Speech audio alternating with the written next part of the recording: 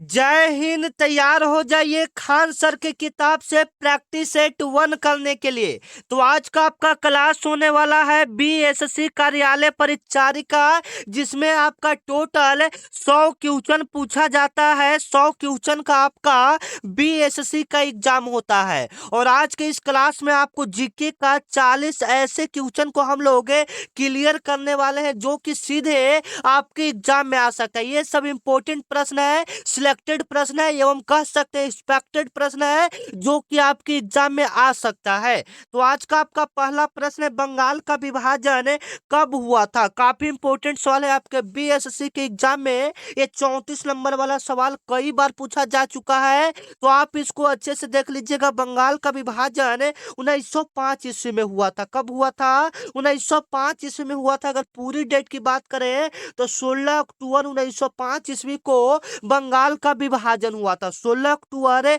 1905 ईस्वी को आपका बंगाल का विभाजन हुआ था। किसने किया था? तो लॉर्ड कर्जन ने आपका बंगाल का विभाजन किया था। लॉर्ड कर्जन ने बंगाल का विभाजन किया था। इस बात को आप याद रखिएगा। बंगाल का विभाजन किसने किया था? लॉर्ड कर्जन ने बंगाल को विभाजन किया था। ठीक है। और कभी कभी पूछ देता है कि बंगाल विभाजन को आपका रद्द कब किया गया। तो बंगाल विभाजन को रद्द कर दिया गया था 1911 ईस्वी में। बंगाल विभाजन को रद्द कब कर दिया गया था? 1911 ईस्वी में। और किसने किया था? तो लॉर्ड हार्डिंग नाम के व्यक्ति ने बंगाल विभाजन को वापस कर रद्द कर दिया था। ठीक है।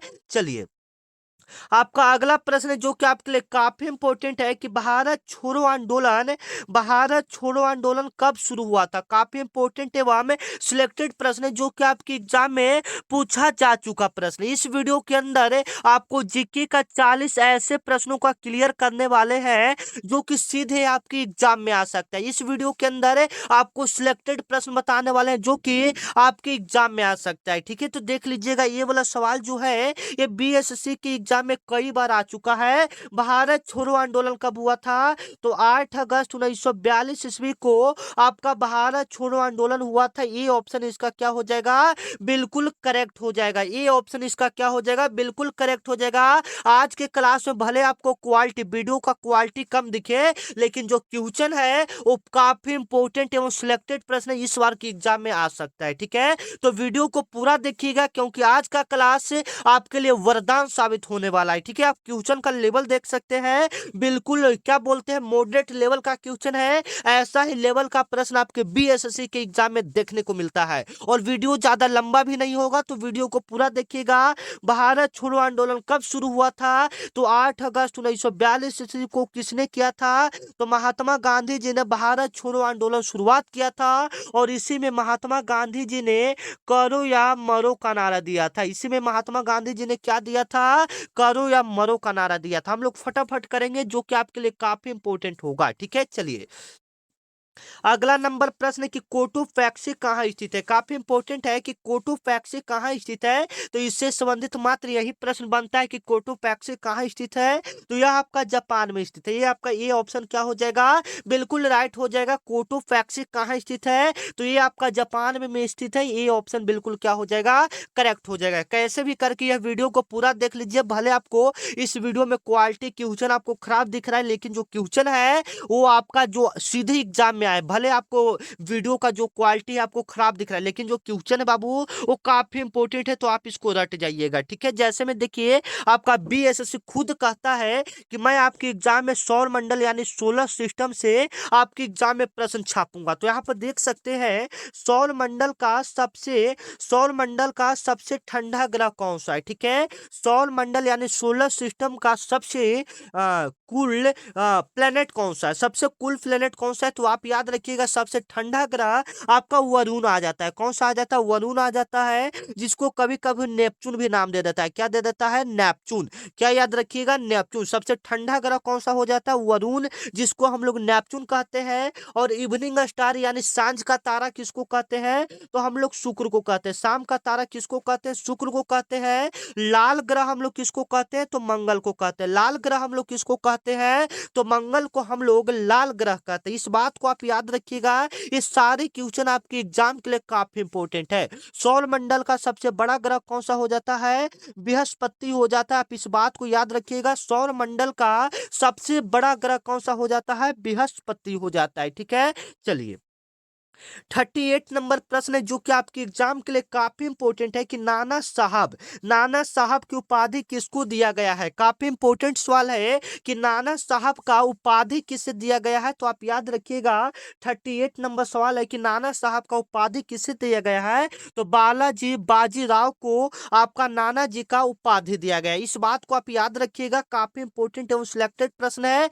नाना साहब का उपाधि किसको दिया गया है? तो बालाजी बालाजी बाजीराव को दिया गया है। ठीक है, काफी इंपॉर्टेंट एवं सिलेक्टेड प्रश्न है। ये ऑप्शन इसका क्या हो जाएगा? बिल्कुल राइट हो जाएगा। तो इससे संबंधित मात्र यही प्रश्न बनेगा आपके एग्जाम में कि नाना साहब का उपाधि किसको दिया गया है? तो बाजीराव को दिया गया है। काफी इंपॉर्टेंट है, आप इसको अच्छे से देख लीजिएगा। ठीक है, चलिए आप लोग भी जवाब देते जाइएगा जीके में। मतलब आज जानिए कि आपका एक टेस्ट के रूप में होने वाला है। ठीक है, तो 40 में से कितना प्रश्न सही करते हैं कमेंट में बताते जाइएगा, क्योंकि यह खान सर की किताब से है जो कि आपके एग्जाम के लिए काफी इंपॉर्टेंट एवं बलिदान साबित होगा। ठीक है, मतलब आप यहाँ 40 में से 20 यहाँ सही कर रहे हो तो एग्जाम में कम से कम 30 सही करके आओगे। ठीक है, तो कोशिश कीजिए कि जो प्रश्न आपको आ रहा है आप उसका जवाब कमेंट में दें। ठीक है, तो चलिए अगला आपका प्रश्न है कि इंडियन मिलिट्री एकेडमी कहाँ स्थित है? इंडियन मिलिट्री एकेडमी कहाँ स्थित है? काफी इंपॉर्टेंट सवाल है, तो आप इसको देख लीजिएगा।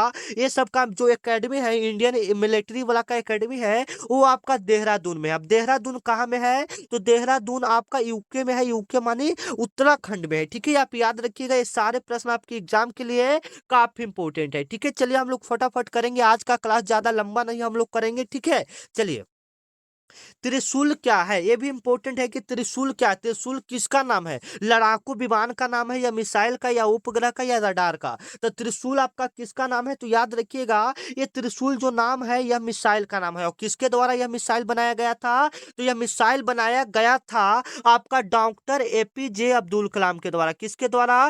डॉक्टर एपीजे अब्दुल कलाम के द्वारा आपका ये त्रिशूल मिसाइल बनाया गया था। इसीलिए डॉक्टर एपीजे अब्दुल कलाम को हम लोग क्या कहते हैं? मिसाइल मैन के नाम से जानते हैं हम लोग। ठीक है, 41 नंबर सवाल है जो कि आपके एग्जाम में आ सकता है। आप लोग बताइएगा आप लोग को क्लास कैसा लग रहा है। भले आपको आज क्वालिटी कम दिख रहा है, उसके लिए मैं खुद आज क्षमा चाहता हूं, क्योंकि आज बुक से मुझे लाना पड़ा क्वेश्चन, उसके लिए मैं खुद क्षमा चाहता हूं। ठीक है, तो आप बता दीजिएगा आपको क्लास कैसा लग रहा है, एक बार कमेंट में जरूर बताइएगा। ठीक है, चलिए गुरु नानक का जन्म स्थान कहाँ है? मतलब ये भी इंपॉर्टेंट सवाल है, इससे भी आपके एग्जाम में एक दो सवाल बनता है, तो आप देख लीजिएगा। गुरु नानक का जो जन्म हुआ है वो नाना कान साहब में हुआ है। कहाँ में हुआ है? नाना कान साहब में। वो नाना कान साहब अभी अभी आपका कहाँ में है? तो ये आपका पाकिस्तान में। ये अभी आपका कहाँ में है? पाकिस्तान में है, आप याद रखिएगा। ठीक है, चलिए और आप लोग अभी तक चैनल को सब्सक्राइब नहीं किए हो तो चैनल को सब्सक्राइब कर लेंगे, क्योंकि यह चैनल आपका दोस्त आपका बड़ा भाई की तरह है जो कि आपका हरदम सपोर्ट में रहेगा। जैसे में आप देख सकते हैं आज का क्लास आपके लिए काफी इंपॉर्टेंट है। ऐसे ही डेली आपके लिए इंपॉर्टेंट क्लास का इंपॉर्टेंट क्वेश्चन का क्लास लाएंगे, तो आप लोग चैनल को सब्सक्राइब कर लीजिए। जब तक आपका एग्जाम नहीं होगा डेली आपको इस चैनल पर क्लासेज मिलेगा, तो चैनल को सब्सक्राइब कर लीजिएगा। ठीक है,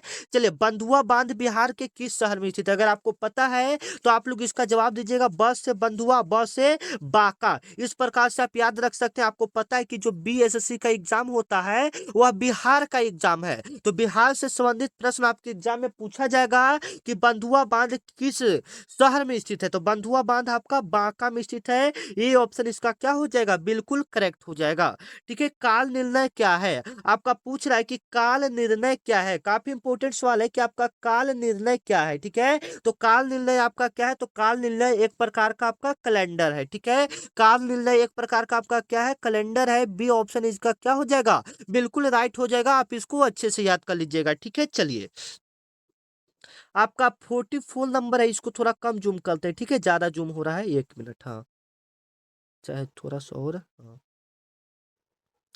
चलिए अंतर्राष्ट्रीय महिला दिवस कब मनाया जाता है? ये वाला सवाल मैं आपको कई बार बता चुका हूँ। अगर आप मेरा डेली क्लास देखते हैं तो आपको पता होगा अंतर्राष्ट्रीय महिला दिवस कब मनाते हैं। आप लोग फटाफट कमेंट में जवाब देंगे। अगर आपको पता है तो 44 का आप लोग कमेंट में फटाफट जवाब देंगे। उसके बाद हम आपको बताएंगे अंतर्राष्ट्रीय महिला दिवस कब मनाया जाता है। तो अंतर्राष्ट्रीय महिला दिवस कब मनाया जाता है? याद रखिएगा 8 मार्च को अंतर्राष्ट्रीय महिला दिवस मनाया जाता है। बिल्कुल सही है। और कभी-कभी आपके एग्जाम में बहुत सारे इंपॉर्टेंट ऐसे प्रश्न जो पूछा जाता है, जैसे में एक बार आपके एग्जाम में पूछा गया था विज्ञान दिवस कब मनाया जाता है, विज्ञान साइंस डे कब मनाया जाता है। तो याद रखिएगा ये आपका मनाया जाता है 28 फरवरी को। 28 फरवरी को आपका क्या मनाया जाता है? विज्ञान दिवस मनाया जाता है। 28 फरवरी को आपका क्या मनाया जाता है? विज्ञान दिवस मनाया जाता है। ठीक है, चलिए अगला सवाल है जो कि आपके लिए काफी इंपॉर्टेंट है, जो कि आपके एग्जाम में आ सकता है। ये पहाड़ी एवं पर्वत से एक प्रश्न आपके एग्जाम में पूछा जाता है। पहाड़ी एवं पर्वत से एक प्रश्न आपके एग्जाम में पूछा जाता है, जैसे में गारो पहाड़ियां कहाँ स्थित है? गारो पहाड़ियां आपका कहाँ स्थित है? जैसे में तो ये आपका मेघालय में हो जाएगा। गारो पहाड़ियां आपका कहाँ में स्थित है? मेघालय में हो जाएगा। इसी प्रकार से आप लोग याद रखिएगा नंदा देवी पर्वत आपका कहाँ में है? तो नंदा देवी पर्वत आपका उत्तराखंड में है, यूके में है, याद रखिएगा। ठीक है, चलिए हम लोग फटाफट करेंगे, आज ज्यादा आपका टाइम नहीं हम लोग लेंगे। ठीक है, और आप लोग भी जवाब देते जाइएगा। विंध्या शक्ति डॉट डॉट डॉट वंश के संस्थापक कौन है? विंध्या शक्ति वंश के संस्थापक कौन है? तो याद रखिएगा ये वाकाटक है। कौन है? वाकाटक है। व से बी से विंध्या शक्ति और व से वाकाटक। इस प्रकार से आप याद कर सकते हैं। कभी कभी हम लोग ऐसे मतलब नहीं याद हो तो हम लोग कभी कभी ऐसे पकड़ सकते हैं। ठीक है, चलिए अगला प्रश्न जो कि आपके लिए काफी इंपॉर्टेंट है, और अभी तक आप लोग मेरे व्हाट्सएप ग्रुप या टेलीग्राम ग्रुप को ज्वाइन नहीं किए हैं तो डिस्क्रिप्शन में आपको लिंक दिया है, वहां पर जुड़ जाइए। वहां पर सभी क्लास जो भी क्लास होता है एसएससी जीडी बीएसएससी डीलेट का जो भी क्लास होता है तो आपको पता चल जाएगा। तो डिस्क्रिप्शन में टेलीग्राम का लिंक है। ठीक है, और जो भी पीडीएफ डाला जाता है आपका वहीं पर डाला जाता है, तो आप लोग जुड़ जाइएगा। ठीक है, चलिए पगलड़िया बांध परियोजना किस राज्य में स्थित है? पगलड़िया बांध परियोजना किस राज्य में स्थित है? तो ये आपका असम में स्थित है। पगलड़िया बांध किस राज्य में स्थित है? तो ये आपका असम है। कभी कभी पूछ देता है, काफी इंपॉर्टेंट सवाल है जो कि आपके एग्जाम में पूछा जाता है कि महानदी किस बांध पर है? महानदी पर कौन सा बांध है? महानदी पर कौन सा बांध है? तो महानदी पर आपका हीराकुंड बांध है। और ये महानदी बांध कहाँ, माने हीराकुंड बांध कहाँ में है? तो ये आपका ओडिशा में है। ये आपका कहाँ में है? ओडिशा में। ये वाला सवाल आपका ज्यादा बनता है, तो आप इसको याद कर लीजिएगा। पगलड़िया बांध असम में, और ये महानदी किस पर कहाँ में है? तो ये आपका ओडिशा में है। ठीक है, क्लियर कर लीजिएगा। चलिए गोवा पर पुर्तगालियों ने, ये काफी इंपॉर्टेंट सवाल है,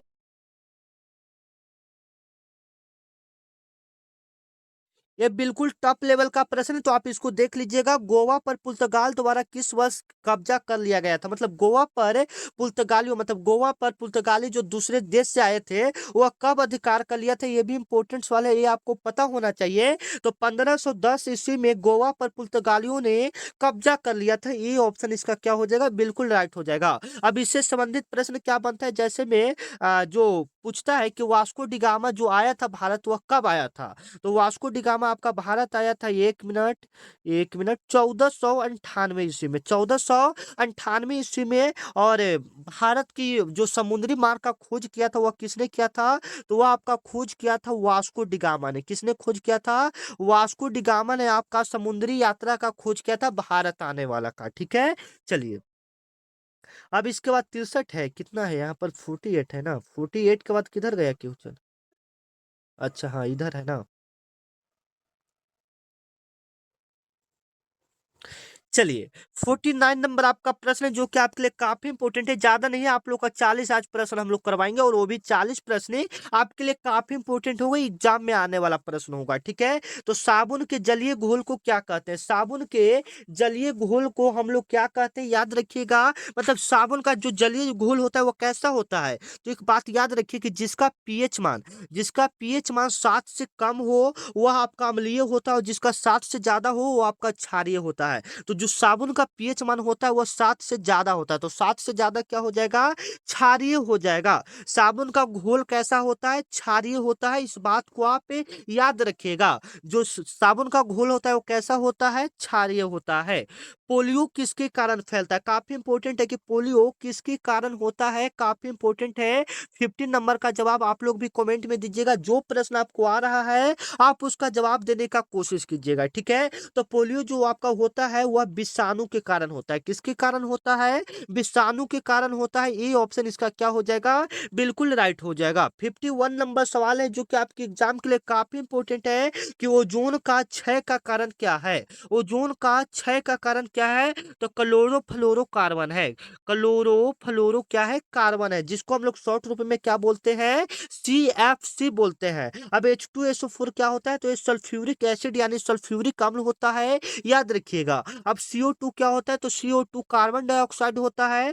N2O क्या होता है? तो N2O आपका नाइट्रस ऑक्साइड होता है, ठीक है? याद रखिएगा। चलिए, आपका 52 नंबर प्रश्न है जो कि आपके लिए काफ़ी इंपॉर्टेंट है। आप इसको मिनट आप इसको याद रखिएगा, काफी इंपॉर्टेंट है। परमाणु क्रमांक 57 वाला तत्व संबंध रखता है। जिसका परमाणु क्रमांक 57 है, वह कौन सा ब्लॉक में आता है? तो वो आपका डी ब्लॉक में आता है। वो आपका कौन सा ब्लॉक में आता है? डी ब्लॉक में आता है। ये आपका जीएस से कभी कभी एक दो प्रश्न डाल देता है, तो आप इसको देख लीजिएगा। नीचे भी आपका जीएस से एक प्रश्न और आ गया है कि कार्य करने का दर कहलाता है। कार्य करने के दर को हम लोग क्या कहते हैं? तो कार्य करने के दर को हम लोग क्या कहते हैं? शक्ति कहते हैं। कार्य करने के दर को हम लोग क्या कहते हैं? शक्ति कहते हैं। आप इसको याद रखिएगा, ठीक है? समूह में निष्क्रिय गैस होता है। जो समूह होता है आपका, जो पूरा आवर्त सारणी होता है, उसमें निष्क्रिय गैस कितना होता है? तो टोटल 18 गैस होता है। टोटल आपका कितना गैस होता है? 18 गैस होता है। आप इसको याद रखिएगा, ठीक है? चलिए, ये भी आपका जीएस से प्रश्न है कि समान अम्ल की उपस्थिति में फिलोफथलीन का रंग कैसा होता है? फिलोफथलीन का रंग कैसा होता है, इसको आप लोग देख लीजिएगा। तो वो रंगहीन होता है, ठीक है? अगर उस वह अम्ल उस पर अम्ल डाला जाए तो उसका रंग कैसा हो जाएगा? रंगहीन हो जाएगा, ठीक है? चलिए, अगला नंबर आपका प्रश्न है कि कीटनाशक आमतौर पर किस पर कार्य करता है? जो कीटनाशक होता है, वह किस पर कार्य करता है? ठीक है, ये काफी इंपॉर्टेंट है। ऐसे तो ये सवाल आपके जीएस से आता है, जीएस से एक दो ही पूछता है, लेकिन यहाँ पर बहुत सारा जीएस से प्रश्न आ गया है, तो हम लोग देख लेते हैं, ठीक है? तो ये आपका सीधे तंत्रिका तंत्र को प्रभावित करता है, ठीक है? चलिए, ओजोन परत में छेद के लिए कौन सा मुख्य गैस उत्तरदायी है? मतलब ओजोन परत में जो छेद होता जा रहा है, उसके लिए मुख्य उत्तरदायी गैस कौन सा है? तो वो आपका CO2 या कार्बन डाइऑक्साइड। तो ऑप्शन में आपका कार्बन डाइऑक्साइड नहीं है, तो यहाँ पर कौन सा हो जाएगा? क्लोरोफ्लोरोकार्बन। CFC या कार्बन डाइऑक्साइड भी रहेगा तो आपका वो भी हो जाएगा, ठीक है? चलिए, हाँ, अब आपका लास्ट जीएस का प्रश्न है जो कि आप इसको देख लीजिएगा। एक प्रश्न आ सकता है, ठीक है? विभवांतर मापने के लिए किस यंत्र का उपयोग करते हैं? आप लोग भी फटाफट जवाब दीजिए। विभवांतर मापने के लिए किस यंत्र का प्रयोग करते हैं? तो वोल्ट मीटर का प्रयोग करते हैं। विभवांतर मापने के लिए किस यंत्र का प्रयोग करते हैं? तो वोल्ट मीटर का प्रयोग करते हैं। B option is the right answer, ठीक है? चलिए, आपका 59 नंबर आपका सवाल है कि रॉलेट कानून किस वर्ष पारित किया गया था? रॉलेट कानून जो है वो आपका किस वर्ष पारित किया गया था? तो वो आपका 1919 ईस्वी में। रॉलेट कानून के तहत मतलब तहत क्या होता था कि किसी भी भारतीय व्यक्ति को बिना कोई मतलब गलती के उसको पकड़ कर जेल में बंद कर दिया जाता था, ठीक है? ये रॉलेट कानून अंग्रेजों के द्वारा बनाया गया था कि कोई भी भारतीय व्यक्ति है उसको पकड़ कर जेल में बंद कर दिया जाता था, और यह 1919 ईस्वी में लागू हुआ था। आप इसको याद रखिएगा, ठीक है? चलिए, बड़ा बंदी आंदोलन कहाँ हुआ था? बड़ा बंदी आंदोलन कहाँ हुआ था? तो ये आपका इंग्लैंड में हुआ था। C option is the right answer. बंदी आंदोलन आपका कहाँ हुआ था? इंग्लैंड में हुआ था। इससे इंपॉर्टेंट यही प्रश्न बनेगा, ठीक है? अब चिपको आंदोलन, ये वाला काफी इंपॉर्टेंट है, तो आप इसको देख लीजिएगा। चिपको आंदोलन के प्रणेता कौन है या कौन थे, ये भी पूछता है। तो चिपको आंदोलन के नेता आपका सुंदरलाल बहुगुणा थे। इसमें क्या होता था कि कुछ लोगों के द्वारा पेड़ काटा जा रहा था, तो जो भी स्थानीय लोगों था, तो वो पेड़ से चिपक जा रहे थे, वो पेड़ नहीं काटने दिया जा रहा था। और जो इसका नेता, जो मेन आदमी था, वो सुंदरलाल बहुगुणा था।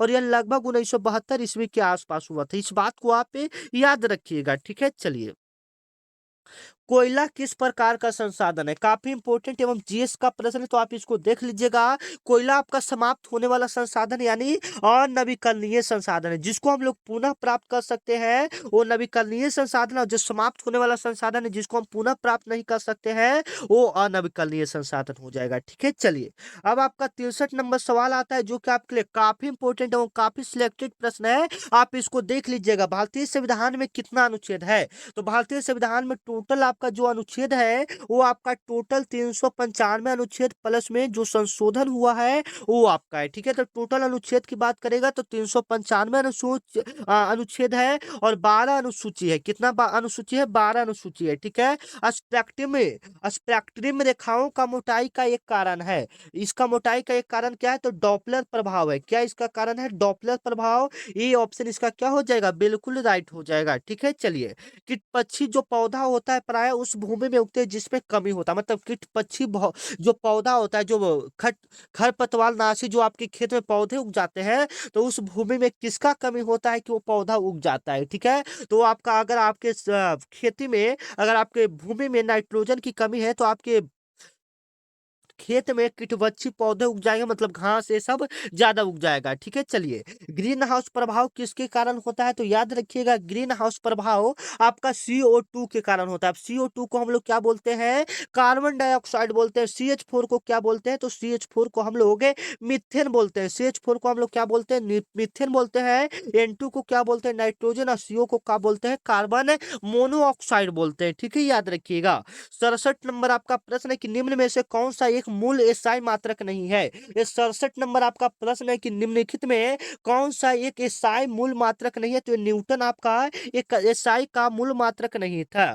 ठीक है, चलिए आपका 68 नंबर आपका सवाल है कि राजेंद्र प्रथम किसके पुत्र था? ठीक है, राजेंद्र प्रथम आपका किसका पुत्र था? तो राजा राम प्रथम का पुत्र था। ठीक है, याद रखिएगा, राजा राम प्रथम का पुत्र था। डी ऑप्शन इसका क्या हो जाएगा? बिल्कुल राइट हो जाएगा। राजेंद्र प्रथम किसका पुत्र था? तो राजा राम प्रथम का पुत्र था। ठीक है, 69 नंबर आपका सवाल है कि बृहत हिमालय में स्थित एक ठंडा रेगिस्तान है, मतलब वहाँ कौन सा एक ठंडा रेगिस्तान है बृहत हिमालय में प्रसिद्ध? तो वह आपका लद्दाख है। ये एक ऐसा रेगिस्तान है जहाँ पर ठंडा रहता है। आपको पता है कि रेगिस्तान गर्म होता है, लेकिन लद्दाख एक ऐसा रेगिस्तान है जहाँ पर ठंडा रहता है। ठीक है, और आज का आपका आखिरी सवाल है, जो कि 70 नंबर जीके का आपका 40 प्रश्न यहाँ पर क्लियर करवा चुके हैं। आप लोग कमेंट में ईमानदारी पूर्वक बताइएगा कितना प्रश्न सही हुआ। ठीक है, पंडित भीमसेन जोशी निम्नलिखित में से किस क्षेत्र से संबंध रखते थे? ठीक है, काफी इंपॉर्टेंट सवाल है, तो आप लोग देख लीजिएगा। इस शास्त्रीय संगीत से संबंध रखते थे। ठीक है, काफी इंपॉर्टेंट है। ठीक है,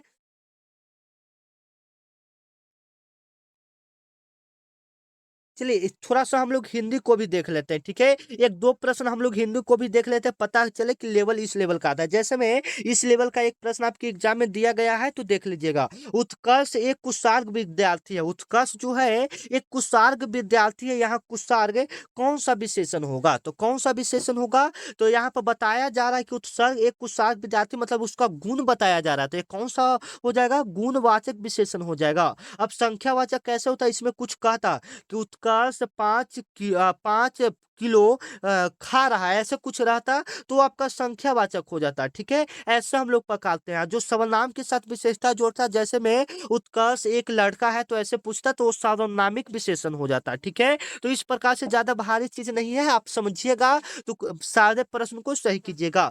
छक्का पंजा करना मुहावरे का सही अर्थ क्या है? छक्का पंजा मुहावरे करने का सही अर्थ क्या है? ये कभी कभी आपके एग्जाम में पूछ देता है, तो आप इसको देख लीजिएगा। ठीक है, तो छक्का पंजा करना मतलब अपना काज सिद्ध करना, मतलब न कहता कि हम काम कर ही के रहेंगे, ये वाला काम हम लोग कर ही को रहेंगे, मतलब छक्का पंजा कर देना। ठीक है, तो ओछी हरकत में हम लोग काज सिद्ध करना। बी ऑप्शन इसका क्या हो जाएगा? बिल्कुल इंपॉर्टेंट हो जाएगा। ठीक है, चलिए अगला सवाल है कि पाहुना का पर्यायवाची क्या होगा? पाहुना पाहुना का पर्यायवाची क्या होगा? काफी इंपॉर्टेंट है, जो कि आपके एग्जाम में पूछा जाता है।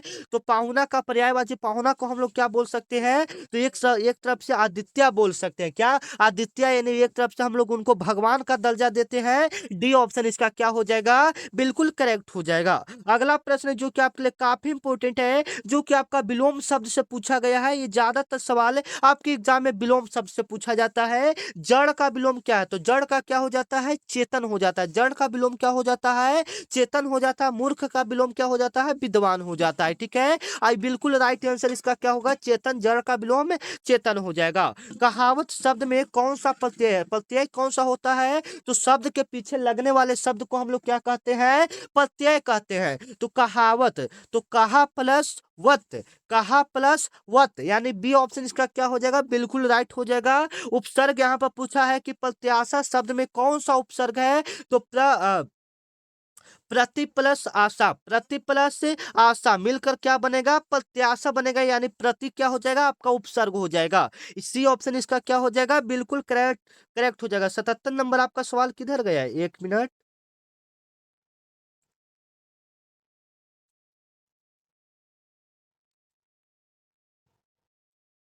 हाँ, 77 नंबर आपका सवाल है। हम लोग ज्यादा नहीं देखेंगे, 80 तक देख लेते हैं, ठीक है, क्योंकि ये सभी इंपॉर्टेंट थोड़ा है, तो 80 तक हम लोग देख लेते हैं। शुद्ध शुद्ध वर्तनी का चयन कीजिए। शुद्ध वर्तनी यानी इसमें कौन सा शुद्ध शब्द है आपको पूछ रहा है। जैसे में ऐसे एक कवित्री लिखा है, ऐसे एक कवित्री लिखा है, ऐसे एक कवित्री लिखा है, कौन सा कवित्री सही यहाँ पर लिखा हुआ है, तो ये कवित्री, ये वाला जो ऑप्शन है, मतलब सभी ओढ़ाना रहना चाहिए। तो ये ऑप्शन क्या हो जाएगा, बिल्कुल राइट हो जाएगा। कवित्री यहाँ पर क्या हो जाएगा, बिल्कुल राइट आंसर हो जाएगा। ठीक है, 78 नंबर आपका प्रश्न है कि अन्वेषण का शुद्ध संधि विच्छेद क्या होगा। अन्वेषण का हम लोग संधि विच्छेद क्या करेंगे, तो अनु प्लस व्यसन, अनु प्लस व्यसन करेंगे तो क्या बनेगा, अन्वेषण बनेगा। ठीक है, भर पेट में कौन सा समास है, भर पेट आपका कौन सा समास हो जाएगा, तो देखिए द्वंद्व समास जिसमें योजक चिन्ह आता है, बीच में अगर ऐसा चिन्ह आता है तो योजक आ जाता है। बहुब्रीहि का कौन सा होता है, ज्यादातर भगवान का नाम होता है।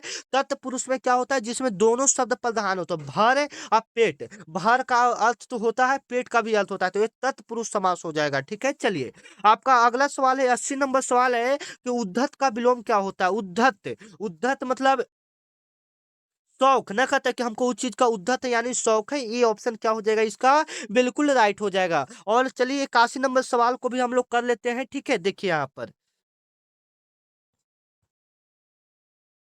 1 मिनट, हम लोग 81 नंबर सवाल को भी देख लेते हैं। निम्नलिखित में से देशज शब्द को पहचानिए। इसमें कौन सा ऐसा शब्द है जो देश में बोला जाता है, तो जैसे देखिए जैसे में भाषा तो सभी जगह बोला जाता है, अमीर औलाद सभी जगह, लेकिन गड़गड़ जैसे हम लोग अपने देश में ही यूज करते हैं। गड़गड़ जो अपने देश में बोला जाता है भाषा, उसको हम लोग देशज भाषा कहते हैं। तो गड़गड़ ये आप लोग, हम लोग अपने भाषा में बोलते हैं कि गड़गड़ हो रहा है, पेट में गड़गड़ हो रहा है। ठीक है, बी ऑप्शन इसका क्या हो जाएगा, बिल्कुल राइट हो जाएगा। यह देशज शब्द है। 1 मिनट, बार बार ये माइक वाला बंद हो जा रहा है। ठीक है, तो आवाज म्यूट हो जा रहा है। ठीक है, कोई दिक्कत की बात नहीं है। व्यंजन वर्ण के साथ स्वर या व्यंजन वर्ण के मिलने से जो विकार उत्पन्न होता है, उसे कौन सा संधि कहते हैं। व्यंजन वर्ण के साथ स्वर या व्यंजन वर्ण के मिलने से जो विकार उत्पन्न होता है, उसे विसर्ग संधि कहते हैं। उसे क्या कहते हैं, विसर्ग संधि कहते हैं।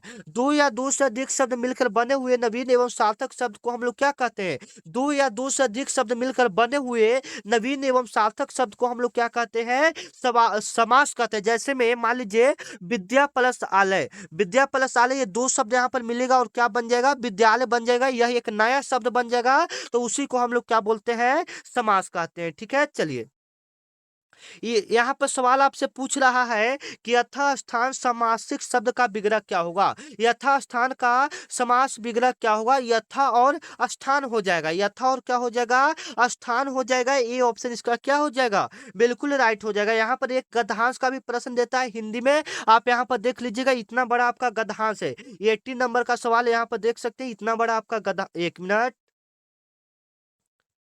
इतना लंबा आपका गद्यांश है, और इसको पढ़कर आपको जवाब देना है कि उपयुक्त गद्यांश का शीर्षक क्या होगा। मतलब इसमें आपको भारत माता, तो भारत माता को हम नमन करते हैं, इसमें मतलब भारत माता के बारे में जानकारी दिया गया है। तो इसमें जो शीर्षक होगा वो कौन सा हो जाएगा, भारत माता हो जाएगा। ये ऑप्शन क्या हो जाएगा, बिल्कुल राइट हो जाएगा। गद्यांश जैसे आप 10th लेवल के बेसिस पर बनाए थे, 10th के एग्जाम में बनाए थे, सेम एक प्रश्न इस एग्जाम में भी रहता है। अब ये 86 नंबर आपका है, ट का उच्चारण स्थान। उच्चारण स्थान से भी आपके एग्जाम में प्रश्न पूछा जाता है कि ट का उच्चारण स्थान क्या होगा। ट का उच्चारण स्थान क्या होता है, तो देख लीजिएगा ट का उच्चारण स्थान क्या होता है। तो कंठ से हम लोग पूरा क क ख ग घ, ये सबको हम लोग कंठ से बोलते हैं। और दंत से हम लोग क्या बोलते हैं, दंत से हम लोग ये दंत से हम लोग क्या बोलते हैं? दंत। तालू से तो हम लोग चचा जजा बोलते हैं। चचा जजा हम लोग किससे बोलते हैं? तालू से। और ये टठा डढ़ा हम लोग किससे बोलते हैं? मूर्धा से बोलते हैं। और तथा दधा किसको से बोलते हैं? हम लोग दंत से बोलते हैं, ठीक है। और ओट से किसको बोलते हैं? तो ओट से हम लोग प फ ब भ म को ओट से बोलते हैं। पहले क्लियर कर लीजिए, ठीक है, क्योंकि एक सवाल इससे आएगा उच्चारण स्थान से। तो ट का उच्चारण स्थान हम लोग मूर्धा से करते हैं। कंठ किससे? तो कंठ को क ख ग घ से। दंत को तथा दधा से। और पफा बफा कहाँ से? तो ओट से। पफा बफा हम लोग किससे करते हैं? ओट से करते हैं, ठीक है। चलिए,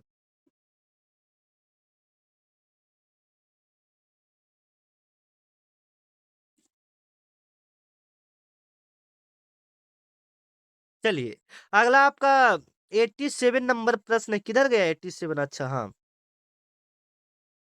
भारतीय का बहाववाचक संज्ञा क्या होगा? भारतीय का बहाववाचक, बहाववाचक में अगर उसको करना है तो भारतीयता। भारतीयता उसका भाव बता रहा है कि भारतीयता है, यानी भारत का आदमी है, इसका भाववाचक हो जाएगा। बिल्कुल सिंपल सिंपल क्वेश्चन है, कोई बात की बात नहीं है, ठीक है।